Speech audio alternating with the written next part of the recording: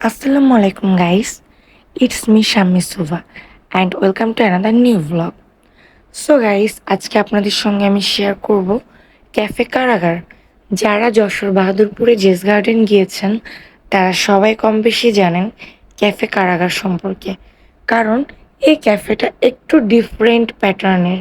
Like এই ক্যাফেটার নাম, এই ক্যাফেটার ডেকোরেশন সব কিছু অ্যাকচুয়ালি কারাগারেরই মতন। তাই ভাবলাম আপনাদের সঙ্গে আমি আজকে এই ব্লগটা শেয়ার করি। এই দেখেন ক্যাফে কারাগারের এই রশিটা গলায় ঝুলে একটা ড্রেস আছে। আবার দেখেন একদম জেলখানার মতন গ্রিলও আছে।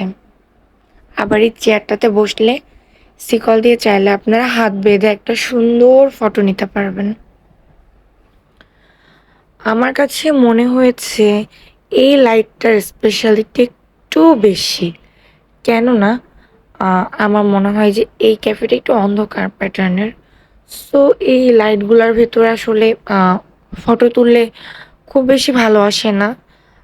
দ্যাটস ওয়াই আমি খুব ক্লিয়ার কোনো ভ্লগ করতে পারিনি। আর আপনারা দেখতেই পাচ্ছেন যে পরিবেশটা একটু কেমন যেন ঝিমঝিমে টাইপসের। কিছু সময়ের জন্য আসলে মনে হবে আমরা কারাগারেই আছি। আর এই ড্রেসটা আমি আপনাদেরকে একটু দেখাই। চাইলে কিন্তু এটা পরে আপনারা ফটোশ্যুট করতেই পারেন। বিষয়টা একদম মন্দ হবে না। আর এই দড়িটাও মনে হয় যে ফটোশ্যুটের জন্য খুব পারফেক্ট হবে।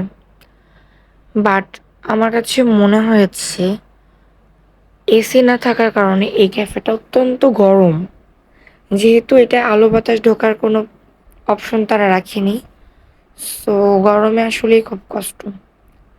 তারপরও চলে, যেহেতু একটু ডিফারেন্ট কিছু আমিও ট্রাই করছিলাম। দেন আমাদের একটা বিফ চিজ পিৎজা চলে আসলো। এটার প্রাইস 220 টাকা ছিল, বাট আমার মনে হয়েছে এটার রেটিং আমি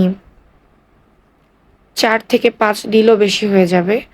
আর ফালুদা ছিল, যেটার প্রাইস 150 করে ছিল, বাট তাদের কোয়ান্টিটি আসলে 150 টাকার ফালুদা ছিল না।